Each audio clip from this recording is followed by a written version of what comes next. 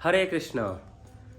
आप सभियों को राधा श्याम सुंदर कृष्ण बलराम और गौर निताई का विशेष कृपा मिले, यमुना महारानी वृंदावन धाम का विशेष कृपा मिले। तो आज पुत्रदा एकादशी या पौष शुक्ल एकादशी का तिथि है, अति ही पावन तिथि है। खास करके इस तिथि में सभी लोग एकादशी व्रत को पालन करते हैं कि कैसे अपना, जिन लोगों का पुत्र संतान नहीं है उनको पुत्र संतान का प्राप्ति होता है। ये तिथि जो पालन करते हैं इस एकादशी में, तो जैसे सभी एकादशी में नियम नीति पालन किया जाता है, ठीक उसी प्रकार ही ये इसमें भी सही वैसे ही पालन किया जाता है। युधिष्ठिर महाराज भगवान कृष्ण से पूछ रहे हैं कि इस जो एकादशी तिथि का क्या महात्म्य है, कैसे पालन किया जाए। तो भगवान बड़ा सुंदर कथा भविष्य पुराण से एक बड़ा सुंदर कथा वर्णन कर रहे हैं, जो कि भद्रावती नामक एक राज्य में सुकेतुमान और उनके पत्नी, धर्मपत्नी जो रानी शैव्या, ये निवास करते थे। किंतु दुर्भाग्यवश उनका कोई संतान नहीं था और वो बहुत दुखी थे राजा, और इसीलिए वो जब पूर्वजों को पानी भी अर्पण करते थे तो उनको लगता था कि पूर्वज लोगों को पानी भी नहीं ग्रहण करते। वो बहुत दुखी थे कि उनको कौन मृत्यु के बाद उनको पिंडदान इत्यादि करेंगे।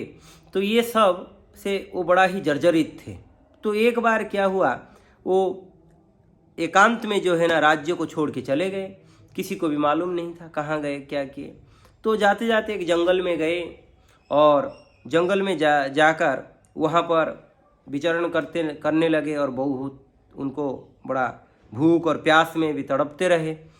तो अंत में दिन की अंत में जो है ना, वो कुछ ऋषि लोग थे जिनको उनको मिले, जो लोग कि भगवान का नाम का जाप कर रहे थे।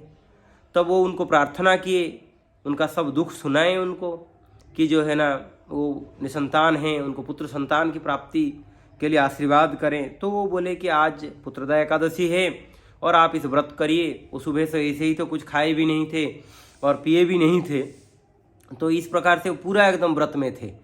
तो वो उन संतों की कृपा से वो व्रत को सही तरह से पालन किए।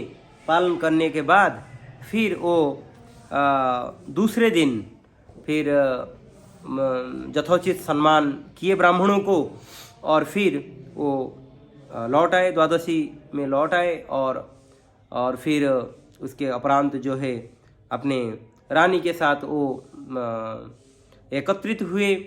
और फिर कुछ समय के बाद, कुछ दिनों के बाद एक बड़ा सुंदर प्रतापी व बड़ा उज्जवल मुख वाला संतान उत्पन्न हुआ, जो कि उनका जो है ना धरोहर को संभालने के लिए वो संतान सब दायित्व लिए।